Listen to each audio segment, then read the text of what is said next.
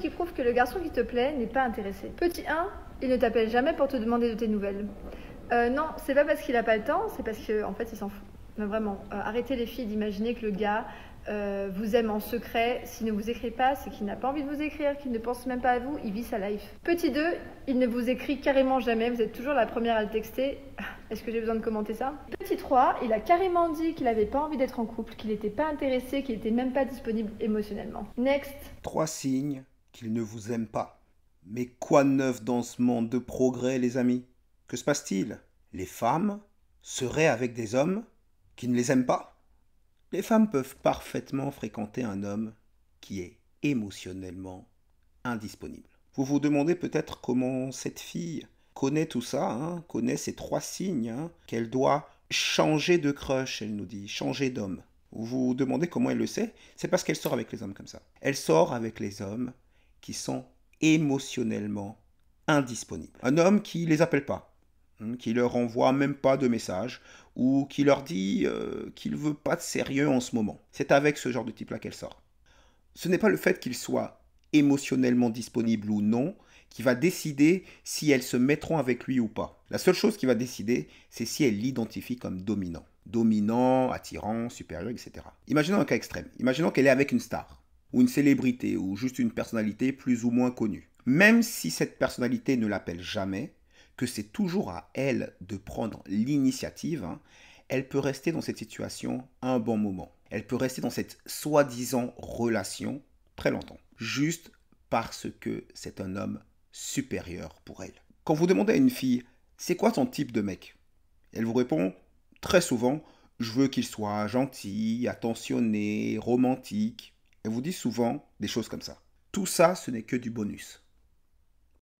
C'est très secondaire. Ce qui les attire d'abord, c'est qu'il soit supérieur. Supérieurement beau, ou supérieurement respecté, ou supérieurement riche, etc. Quelque chose d'important pour elle. Si en plus d'être supérieur, il est gentil et attentionné, tant mieux. Okay? Mais c'est le fait qu'il soit supérieur qui est décisif. Si vous n'êtes pas spécialement beau, ou pas spécialement riche, ou pas spécialement respecté, si vous n'avez pas ce quelque chose qui vous fait sortir du lot, elle n'en a rien à faire que vous soyez gentil et attentionné. Okay? Elle ne veut pas de vous. Ce n'est pas d'être attentionné ou gentil qui est décisif. C'est d'être attirant. Il y a beaucoup de publications comme ça qui disent aux femmes il ne vous appelle pas, arrêtez de lui courir après, vous êtes dingue de lui, mais il s'en fout. C'est très courant. D'ailleurs, la plupart des hommes ne comprennent même pas de qui on parle. Okay? Ils ne comprennent même pas, mais de quel homme on parle? Elles sont en train de parler des hommes supérieurs. Les hommes supérieurs, c'est pas forcément des célébrités. Ça peut être juste un beau gosse, un chirurgien, n'importe qui qu'une femme, à un moment donné, considère comme dominant ou attirant ou charismatique.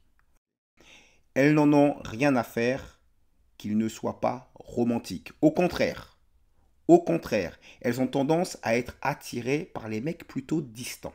D'ailleurs, sachez messieurs, qu'il vaut mieux avec une femme être trop distant que trop disponible. Il est important de lui laisser cet espace pour que vous puissiez lui manquer. Pour que vous puissiez lui manquer un peu. Sinon, vous serez celui dont elle parle avec ses copines, genre, il est gentil, mais il est un peu trop collant, je sais plus, j'étouffe, etc. Évitez ça. Tu m'aimes pas maintenant, tu vas m'aimer tout à l'heure. Tu m'aimes pas tout à l'heure, tu m'aimeras demain. Tu m'aimes pas demain, tu vas m'aimer. Cette vidéo est un grand classique de TikTok, un carton sur les réseaux sociaux. Le rapport que peuvent avoir les femmes avec un homme qui n'est pas amoureux d'elle peut paraître étrange. Étrange parce qu'on nous a toujours dit que les femmes aiment les hommes qui les aiment. En vérité, plus vous serez amoureux d'une femme, moins elle sera attirée par vous. Tout simplement parce que être amoureux d'une femme, c'est la mettre au-dessus de vous.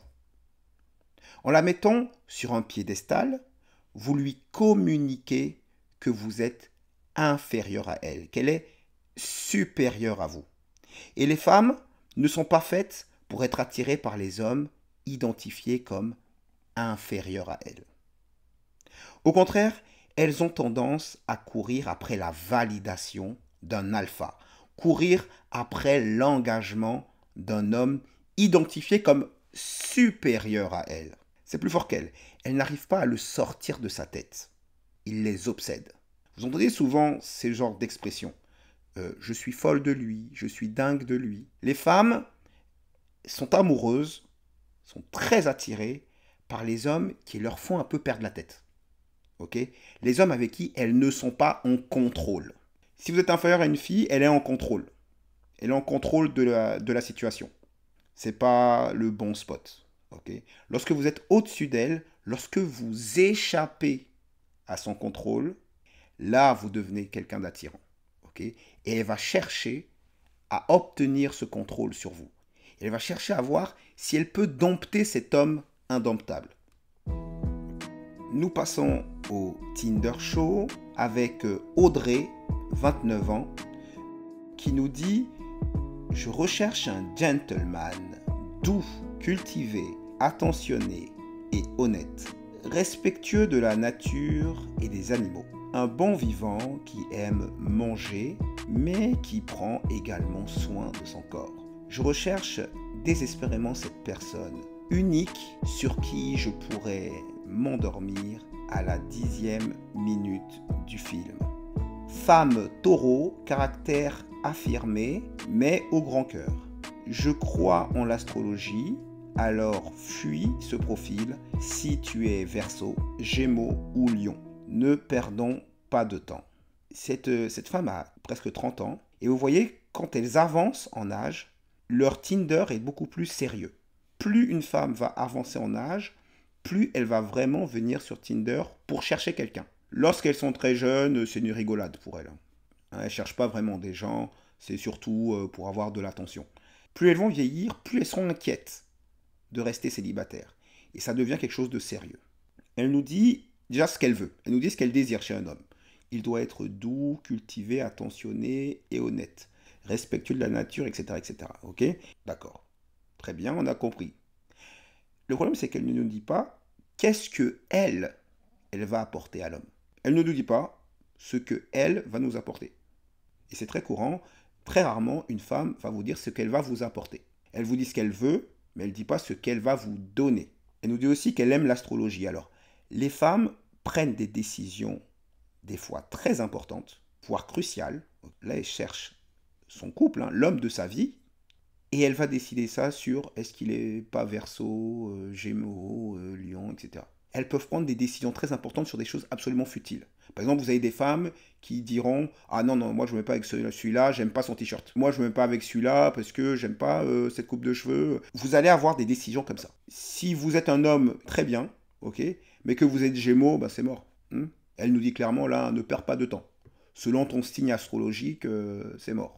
On finit avec Anonymous qui nous parle d'infidélité et trahison. Je suis une femme de 25 ans et je suis mariée depuis 2 ans avec un homme merveilleux. Si la perfection était humaine, ça aurait été lui. On vivait notre petit mariage tranquillement avec la routine, mais ça allait.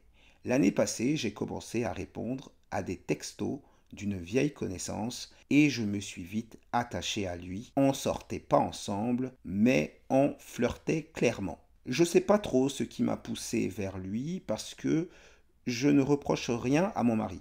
Il a fini par voir les textos de flirt, bien que je ne tenais qu'au flirt, mais j'avais d'autres discussions qui pouvaient être sorties de leur contexte. J'ai vu son visage se décomposer et dans l'un des textos, je disais clairement au mec que j'avais envie de lui et j'avais aussi envoyé une photo plutôt sexy mais avec des vêtements. J'ai mal et j'ai honte parce que mon mari ne méritait pas ça et si je voulais à tout prix briser mon foyer, j'aurais pu au moins le faire avec un peu de respect. En l'écoutant parler, il ne semble pas vouloir se séparer. Il a juste demandé pourquoi. Il a dit qu'il ne voulait pas qu'une autre profite de sa réussite parce que c'est avec moi qu'il avait souffert.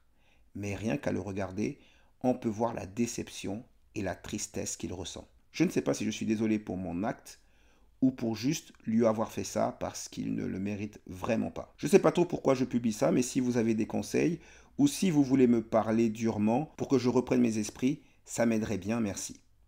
La cause, la raison pour laquelle cette femme est allée voir ailleurs, bon, elle n'a pas encore couché avec quelqu'un d'autre, mais elle va vers d'autres hommes. La raison pour laquelle elle a fait ça est dans ce texte. Elle nous dit ici, « Je suis mariée depuis 2 ans avec un homme merveilleux. Si la perfection était humaine, ça aurait été lui. » Elle nous dit bien qu'elle est mariée avec un homme parfait, que c'est un homme merveilleux. Pourquoi elle nous dit ça? Elle nous dit ça dans le sens conscient. Cet homme-là, c'est un homme qui lui donne tout. Il lui achète tout ce qu'elle veut. Il dit oui à tout ce qu'elle veut. Il lui donne tout ce qu'elle veut. Tout ce que les femmes disent dans le mainstream vouloir recevoir. Il est attentionné. Il est à l'écoute. Il me donne ce dont j'ai envie. Il s'est marié avec moi, donc il m'a donné tout son engagement. On a fait des enfants ensemble. Elle a 25 ans et elle a tout ce que les femmes veulent. En vérité, tout ce qu'il a fait là, c'est pour ça qu'elle est plus intéressée par lui. Il lui a justement donné tout son engagement. Il lui a tout donné. Donc elle n'a plus d'intérêt. Elle a fini le jeu. C'est comme si vous aviez un jeu. Imaginons vous jouez à un jeu vidéo, Zelda, et vous l'avez fini. Vous avez fini la quête. Okay, vous avez fini votre quête. D'accord? Le jeu est terminé. Qu'est-ce qui se passe?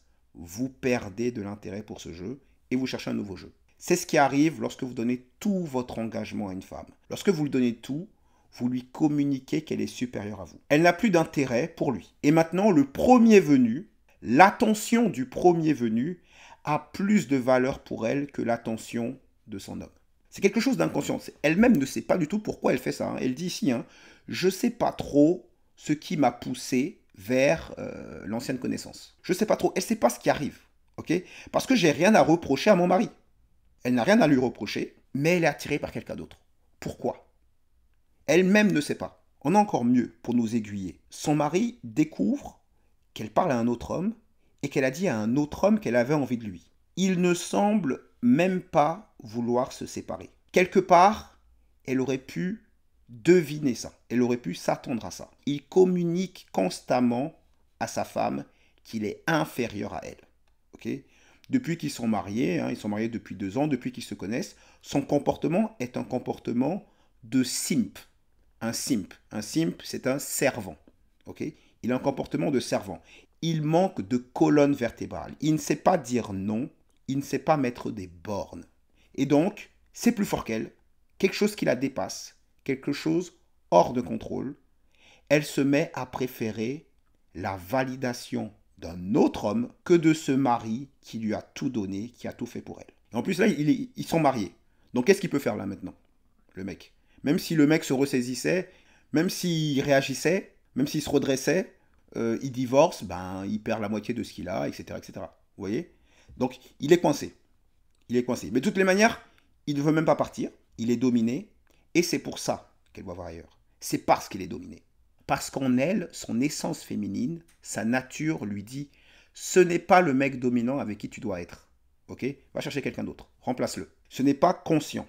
C'est au niveau de l'inconscient. L'inconscient ne parle pas à cette femme avec des mots. Il lui parle avec des sentiments, des émotions. Et là, alors que son homme fait tout pour elle, okay, et elle le dit bien, il ne mérite pas. Il ne mérite pas qu'elle aille voir ailleurs. Mais elle le fait quand même. Donc vous savez, messieurs, ce qu'il vous reste à faire. Évitez de vous retrouver dans cette situation-là. Permettez à la femme, pour le bien de votre femme, et éventuellement de votre famille, de vos enfants, permettez à votre femme de continuer sa quête. Elle ne doit jamais considérer la totalité de votre engagement comme acquis. Ce n'est pas quelque chose de méchant, ce n'est pas quelque chose d'oppressif, pas du tout. C'est justement quelque chose qui rendra service à vous et aux autres autour de vous. Voilà pour aujourd'hui, c'était Cameron, diffusion 5. Dites-moi ce que vous pensez de tout ça dans les commentaires. N'hésitez pas à liker, à partager la vidéo, abonnez-vous et activez la cloche pour recevoir toujours plus d'éclairage, de décryptage et d'analyse. Et n'oubliez pas, redressez le regard, relâchez vos épaules et choisissez consciencieusement votre propre chemin.